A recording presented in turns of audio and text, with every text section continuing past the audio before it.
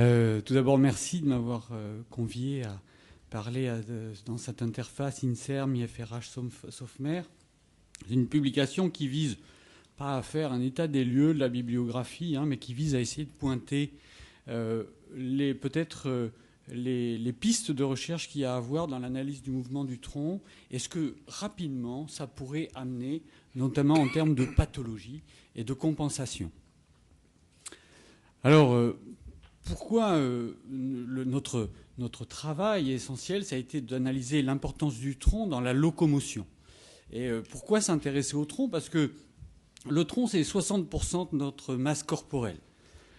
C'est un segment, contrairement à ce qu'on croit souvent, qui est extrêmement articulé et extrêmement mobile et mobilisé par des muscles intrinsèques. Tous ces muscles doivent bien servir à quelque chose. Malgré ça, dans la plupart des études qui ont été publiées, on retrouve ce tronc comme on veut bien lui accorder un rôle de stabilisateur pour stabiliser la tête, une espèce de plateforme sur laquelle se pose la tête pour conserver les organes sensoriels. On veut bien lui accorder un contrôle de la position du centre de masse, dans l'équilibre de notre posture subjective dans cette construction. Effectivement, c'est 60% de la masse corporelle, donc ça doit intervenir un petit peu. En ce qui concerne les fonctions motrices, un auteur en 88, Kakrowski, avait déjà suggéré l'hypothèse du spine engine, que le tronc servait à créer de la marche, à créer le mouvement de la marche.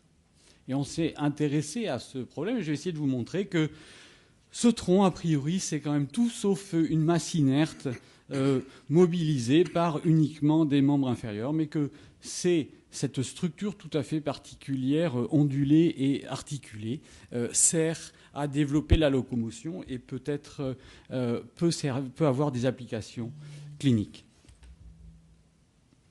Voilà les premiers essais. Les cliniciens, depuis longtemps, se sont dit quand même ce tronc, c'est pas qu'une masse inerte. Là, j'ai screené les 22 publications qui sont sorties rapidement lorsqu'on tape ça. Et c'est quoi ça? En fait, c'est des analyses de posture ou de mouvements stéréotypés en bloquant plus ou moins et avec des analyses plus ou moins cliniques. C'est-à-dire, le plus simple, c'est la distance main-sol. On fait fléchir le patient, on mesure la distance des doigts au sol et c'était extrêmement reproductible pour la mesure de la mobilité du tronc. C'est très robuste, mais en réalité, ça ne nous sert pas à grand-chose de savoir ça. Quand on va, pour essayer de savoir si c'est le pelvis ou le tronc qui bouge, on a plus ou moins contraint ce mouvement d'antéflexion du tronc avec des outils qui bloquent la mobilité pelvienne. Et puis, la mesure, on s'est quelquefois essayé d'instrumentation type ici SpineMousse pour essayer de voir d'objectiver, de quantifier les segments mobiles, plus ou moins mobiles, dans différentes conditions. En pratique, et en pratique clinique, il reste inconcevable de ne pas présenter de radiographie quand vous parlez du dos.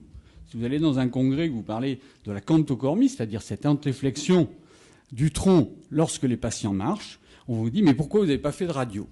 Et en général, je réponds « faites des radios à quelqu'un qui marche, montrez-moi comment on peut faire et on verra si on va étudier. » Néanmoins, il faut aller plus loin et montrer que c'est pas possible. Voici une patiente cantocormique de face et de profil, et on voit que ici, sur cette radio de face, elle n'est pas cantocormique. Pourquoi elle n'est pas cantocormique? Parce que le manip radio lui a demandé de se redresser, ou même quelquefois il lui a mis des appuis antérieurs, ou même plus ou moins avec ce système EOS, là, puisque ce sont des clichés, vous voyez, qui prennent de la tête au pied. Eh bien, c'est une boîte fermée dans laquelle le patient ne peut pas être cantocormique parce qu'il ne rentre pas dans la boîte s'il est cantocormique. Donc, il y a d'autres méthodes de mesure qui ont été utilisées. Voilà les principales méthodes, la cinématique, l'électromyographie, les accéléromètres. Je pense que c'est une technique d'avenir, on en reparlera, mais qui demande beaucoup de travail derrière. Les mesures d'enveloppe rachidienne, qui sera certainement une étape pour aller à l'accélérométrie, et puis des étapes aussi intermédiaires pour la modélisation de comment fonctionne ce tronc plein d'articulations, plein d'os, plein de renvois de force. Alors actuellement, l'utilisation de ces différentes techniques dépend évidemment de la situation clinique. On va essayer d'en voir quelques-unes. On revient à la camptocormie. Et comme la camptocormie, c'est un processus dynamique de marche, d'antéflexion du tronc au cours de la marche. On a fait une petite étude, on a pris des patients, on a remis des boules réfractaires aux infrarouges qu'on pouvait utiliser en cinématique, on les a fait passer, ça tombe bien, ça passe bien à la radio. Donc on les a mis en C7 et en S1, et puis on a calculé l'angle d'antéflexion du tronc par rapport à la verticale. Voici ici l'angle à la radio. Lorsque vous mesurez vous-même, vous demandez aux patients de se tenir debout simplement sans faire d'effort, eh bien, vous avez un angle un petit peu plus important. Et lorsque vous faites marcher un sujet pendant chaque passage, qui sont appelés ici, correspond à peu près à un périmètre de 20 mètres. Et vous voyez que on a regroupé les 12 passages qu'on a fait passer par série de 3. Le premier passage, l'antéflexion, est quand même modéré. Le deuxième passage, ça augmente. Et on a pris quelques 10 degrés pratiquement sur le troisième passage. Et ici, c'est l'augmentation avec les écarts types de chaque passage. C'est-à-dire que dans chaque passage, il y a 3 cycles de marche. Et on a sommé l'antéflexion en fonction de moyenne à chaque cycle de marche. Et on voit que finalement, ça augmente petit à petit dans le temps, avec quand même une stabilisation au bout d'un certain moment, puisque là, on n'a quand même que 2 degrés d'écart dans les derniers, même pas 2 degrés d'écart dans les derniers passages. Et donc, il reste à valider la technique, le nombre de mètres à parcourir avant de passer devant la cinématique, devant l'enregistrement, pour stabiliser complètement ce rachis. C'est une étude qu'on est en train de faire. On a une autre approche qui a été une approche électromyographique. Il s'agissait, cette électromyographie, elle voulait non pas analyser complètement la cinématique, évidemment, mais analyser la façon dont le muscle, ce muscle intrinsèque du tronc, commande la mobilité du tronc. Et donc, on s'est intéressé à la coordination des muscles erectors spinae qui s'étendent de C7 jusqu'au sacrum. Et on a fait ça en repérant le cycle de marche de manière EMG pure. Et on s'aperçoit qu'il y a une activation métachronale de haut en bas de ces erectors spinae qui précède, on avait l'impression, on en l'a vérifié après, je vous le montrerai, qui précède l'impact. Mais déjà, cette activation de haut en bas nous amène peu à penser que le tronc, c'est uniquement quelque chose qui est contrôlé, lié aux artefacts qui contrôlent les défauts d'accélération des membres inférieurs, qu'il y a pour le moins des phénomènes anticipatoires qui sont décidés en amont et qui vont nous permettre de contrôler ce tronc, au moins de le mettre dans des bonnes conditions pour arriver à l'impact, à bien gérer l'impact au niveau des membres inférieurs. Voici ce que ça donne lorsqu'on confronte les données EMG à la cinématique. Vous avez ici une initiation du pas et ici un passage de marche. Le décollement du premier pied, vous voyez que l'activité musculaire, elle débute aussi en haut et du côté et avant le décollement du pied. Et ici, à la marche, c'est pareil. Elle débute avant le posé du pied. Elle va entourer cette période d'appui du pied et va débuter bien avant, notamment en haut, pour se concentrer au moment de l'appui du pied dans les muscles les plus inférieurs. Sur le plan cinématique, qu'est-ce que ça donne ? Ça donne finalement à peu près la même chose. C'est-à-dire qu'on va voir une ondulation, une transformation progressive du tronc, des angles qui vont descendre de haut en bas, tout le long de la colonne vertébrale, et jusqu'à aller faire un mouvement inverse au niveau du pelvis, avec une corrélation avec les cycles du pas. Vous avez sur ce schéma la même étude, finalement, avec les oscillations qui sont marquées, et puis vous avez par action négative, par soustraction des muscles EMG droite-gauche qui sont symétriques, mais qui sont bilatéraux, mais pas tout à fait symétriques, on l'a vu, symétriques d'un pas sur l'autre ou d'un demi-pas sur l'autre, mais en instantané, c'est pas symétrique. Pour mettre en valeur l'activité EMG, l'activité efficace, concentrique du muscle, on a fait une soustraction droite-gauche instantanée de cette activité. Et on voit très bien que l'activité des erectors spinae, eh bien, elle va conduire à une inflexion du tronc vers le côté de la contraction. On n'est donc plus du tout dans la stabilisation, on est dans un processus musculaire qui induit une inflexion du tronc qui ensuite va être dans les bonnes conditions pour absorber les chocs liés aux variations de la marche. Ces études nous ont permis de proposer tout d'abord un modèle de fonctionnement. À la suite, d'abord un fonctionnement articulé, avec 2 segments identifiés, la cage thoracique, effectivement, la zone pelvienne, et au milieu, une articulation qui est la colonne lombaire. Cette articulation subit des contraintes, et notamment les contraintes des muscles erector spinae multifidus pour la mobiliser.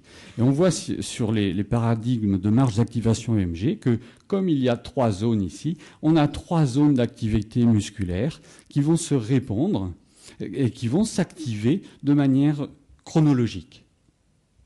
Alors, les applications de ça, la première application que ça, à laquelle on a pensé, ça a été la cantocormie. La plupart des corsets s'appuyaient, considéraient le tronc, des principes sur lesquels étaient faits les corsets, considéraient le tronc comme une entité solide, comme un tronc d'arbre. Et pour le redresser, on prend 2 points antérieurs, 1 point postérieur, on pousse très fort, et forcément un tronc penché en avant va s'incurver en arrière.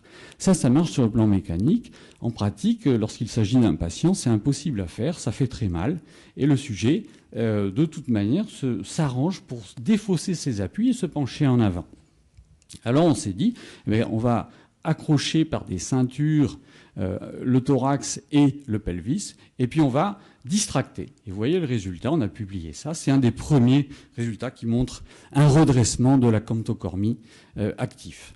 D'autres applications qui ont été appliquées sur la maladie de Parkinson. Schenkman a fait travailler des gens en rotation du tronc uniquement, et les résultats sont meilleurs sur les impacts fonctionnels qu'un programme traditionnel, c'est un essai randomisé. Quand je vois les hépiplégiques marcher tout droit, je pense qu'il y a une application aussi. Les accéléromètres du tronc, je vais vite parce qu'on me fait signe qu'il faut terminer rapidement.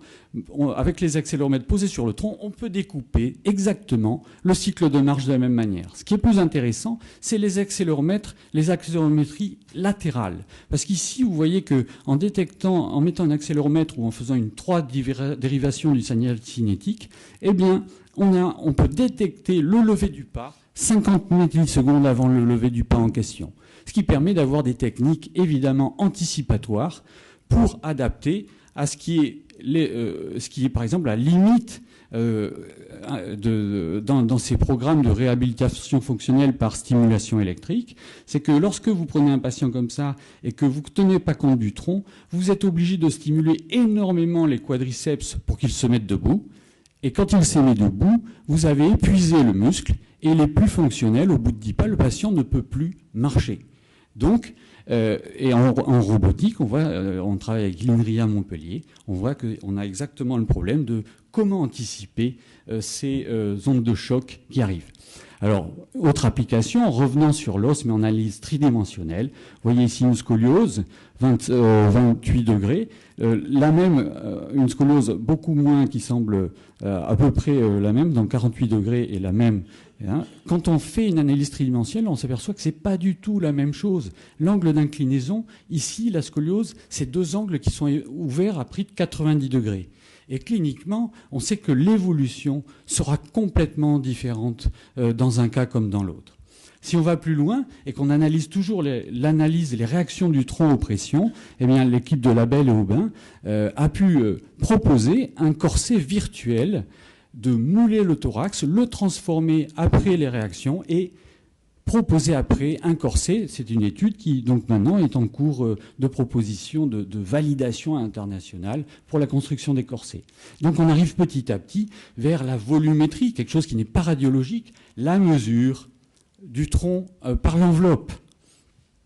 Et alors évidemment, au début, tous les programmes proposés actuellement, qu'ils soient SpineView, Biomode, vont vous proposer l'intégration de l'enveloppe du tronc au rachis. Ça a un intérêt, c'est qu'il y a quelque chose qui est validé, on peut s'appuyer dessus, et ça va permettre de nous tenir compte en modélisant les masses ici, parce que tout à l'heure on voyait un gros tronc sur le squelette proposé. En fait, le thorax, c'est très peu du tronc.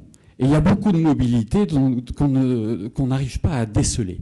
Et donc la modélisation de toutes ces parties molles autour du cône qui est la cage thoracique et de la sangle abdominale devrait permettre une bien meilleure compréhension de la dynamique du tronc et donc développer des outils, des attitudes qui vont permettre de pouvoir le gérer un petit peu mieux jusqu'au corset, je pense, dynamique, qu'il soit pour des scolioses, des déformations ou des maladies neurologiques.